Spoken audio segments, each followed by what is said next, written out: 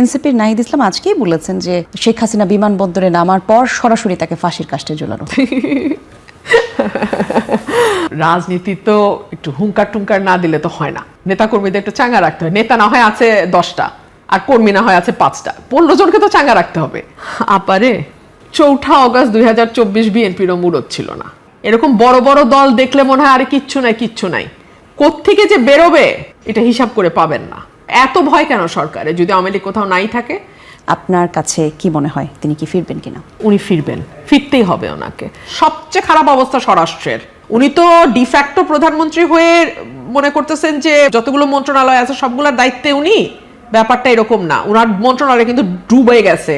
এবং উনি যদি ফিরে আসে সবচেয়ে বেকায়দায় পড়বে সরকার। না পারবে ফাঁসি দিতে, আমাকে আপনারা খারিজ করে দিতে পারেন, ট্যাগ দিতে পারেন, অমুক তমুক বলতে পারেন, গালাগালি করতে, আমার কিচ্ছু যায় আসে না। হাসিনার আমলে আমাকে বহুত গালি খাইতে হয়েছে, আমার কিচ্ছু যায় আসে না। আর আওয়ামী লীগকেও বলবো কান পাতেন, মানুষ কি বলে বোঝার চেষ্টা করেন। আওয়ামী লীগের পুনর্বাসন এবং শেখ হাসিনার দেশে ফেরা, আপনি কি মনে করেন যে কথা আমরা শুনছি তিনি দেশে ফিরবেন ডিসেম্বরে? আপনার কাছে কি মনে হয় তিনি কি ফিরবেন কিনা? উনি ডিসেম্বরে ফিরবেন কিনা আমি জানি না, তবে আমি একজন রাজনৈতিক ক্ষুদ্র কর্মী হিসেবে যেটা বুঝি উনি ফিরবেন, ফিরতেই হবে ওনাকে। ফিরতে হবে কয়েকটা কারণে। আপনি যদি একেবারে নিরপেক্ষভাবে দূর থেকে দাঁড়িয়ে ওনার অবস্থানটা চিন্তা করেন, ওনার পরিবারের একটা দীর্ঘ ইতিহাস আছে রাজনীতির, এবং একটা দীর্ঘ ত্যাগের মধ্যে দিয়ে তার পরিবারকে যেতে হয়েছে। ইনফ্যাক্ট তিনি তার পুরো পরিবারকে হারিয়েছেন এই রাজনীতির কারণেই। তার সঙ্গে জড়িয়ে আছে তার পরিবারের সঙ্গে তার আরো বৃহৎ পরিবার, তার দল, যেই দলটিকে একেবারে ভেঙে চুরে যাওয়া অবস্থায় 75 থেকে 80 তিনি 81 সালে ফিরে এসে হাল ধরেছিলেন। এবং 81 থেকে 26 ছেচল্লিশ বছর উনি এই দলটার প্রধান হিসেবে মাঠে, রাজনীতির মাঠে, সংসদে, রাষ্ট্র ক্ষমতায় এবং বিরোধী দলে থেকে লড়াই করেছেন। সো এখন যদি উনি না আসেন, ওনার পরিবার তো কেবলমাত্র উনি এবং ওনার 2 সন্তান নন, ওনার পরিবার হচ্ছে আওয়ামী লীগের এই বিশাল পরিবার। সো এই কোটি কোটি নেতাকর্মী, সমর্থক, ভোটার, যারা ভোটার ধরেন নেতাকর্মী বাদ দিলেন, হ্যাঁ, সাধারণ মানুষ, তাদের কি হবে? 1, 2 হলো ওনার পরিবার এবং ওনার ব্যক্তির যে ত্যাগ এই রাজনীতির পেছনে, সেটা কোথায় যাবে? 3 হলো ওনার বয়স হচ্ছে, আল্লাহ না করুক ওনার স্বাভাবিক মৃত্যু যে কোনো দিন হতে পারে। বিদেশের মাটিতে যদি ওনার মৃত্যু হয়, that is the end of the story.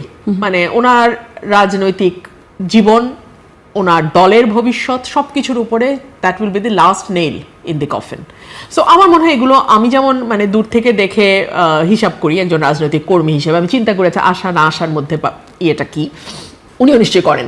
আর উনি ফিরে আসলে সবচেয়ে বেকায়দায় কারা পড়বে আপনি বলেন তো? এটা আমি আরো 9 মাস আগে বলেছিলাম, সবচেয়ে বেকায়দায় পড়বে সরকার, সবচেয়ে বেকায়দায়। আজকে স্বরাষ্ট্রমন্ত্রী বলেছেন যে 5ই আগস্ট ঘিরে যে তৎপরতা আওয়ামী লীগ করতে চায় সেই মুরুদ আওয়ামী লীগের নেই। আপারে 4 আগস্ট 2024 বিএনপিরও মুরত ছিল না। এরকম বড় বড় দল দেখলে মনে হয় আরে কিচ্ছু নাই, কোত্থেকে যে বেরোবে এটা হিসাব করে পাবেন না। আপনি আমাকে বলেন না, এই আপনারাই আর আমরা তো একই জায়গায় বহু স্টক শো করেছি। 4 আগস্ট 2024 বিএনপি কই ছিল? তো সুতরাং নাইটাই এগুলো বলা যায়। হাসিনাও বহু বলছে বিএনপি নাই, এগুলো বললে শান্তি লাগে, শান্তি পাওয়ার জন্য বলে, ওটা কোনো অসুবিধা নেই, পলিটিক্যাল রেটরিক। যদি নাই থাকে তাহলে আর শো ন্যারেজ দেখায় সব কর্মীকে ভিতরে রাখতে হয় কেন? তাহলে 5 জনের মিছিলে 500 জনের নামে মামলা হয় কেন?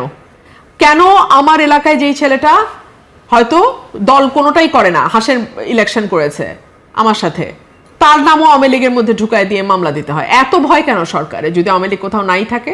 তো ওগুলোর জব আমি দিতে চাই না। আর স্বরাষ্ট্রমন্ত্রীর বরং ফোকাস করা উচিত ওনার নিজের মন্ত্রণালয়ের। সবচেয়ে খারাপ অবস্থা স্বরাষ্ট্রের।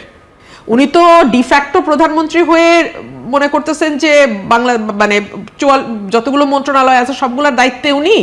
ব্যাপারটা এরকম না, ওনার মন্ত্রণালয় কিন্তু ডুবে গেছে।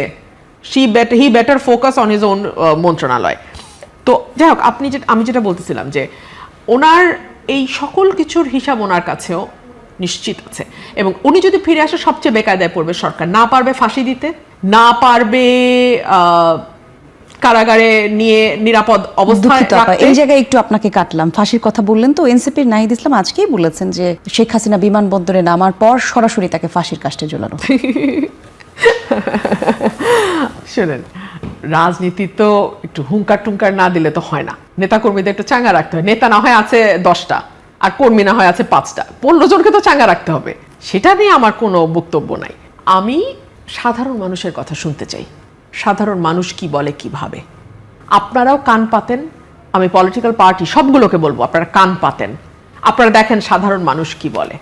আমার কথা আপনাদের তিতা লাগবে, আমাকে আপনারা খারিজ করে দিতে পারেন, ট্যাগ দিতে পারেন, অমুক তমুক বলতে পারেন, গালাগালি করতে, আমার কিচ্ছু যায় আসে না। হাসিনার আমলে আমাকে বহুত গালি খাইতে হয়েছে, আমার কিচ্ছু যায় আসে না। কিন্তু মানুষ কি বলে এটা কান পাতেন। কেন পাতেন? আমি এনসিপিকেও বলবো, বিএনপিকেও বলবো, জামাতকেও বলবো, কারণ মানুষকে ঘিরে আপনাদের কাজ। আর আওয়ামী লীগকেও বলবো কান পাতেন, মানুষ কি বলে বোঝার চেষ্টা করেন। আপনারা যে যখন ক্ষমতায় থাকে সে কিন্তু মানুষের পালসটা বুঝতে পারে না বলেই 5ই অগস্টের মতো ঘটনা ঘটে। তো সে কারণে আমি বলবো প্রত্যেকটা রাজনৈতিক দলকেই মানুষ কি বলে শোনেন, গণপরিবহন ব্যবহার করেন, রাস্তায় হাঁটেন, দুটো মানুষের সাথে কথা বলেন, আর কিছু না হোক ফেসবুকে দেখেন অনেক ছোট ছোট ছোট ছোট মোবাইল জার্নালিস্ট আছে, তারা কিন্তু ঠাস করে একে তাকে ধরে বাইট নেয়, কথা শুনে। সাধারণ মানুষ যারা দরবারের সঙ্গে যুক্ত না, দরবারহীন মানুষের কথা শোনেন, তাহলে বুঝতে পারবেন মানুষ কি চায়।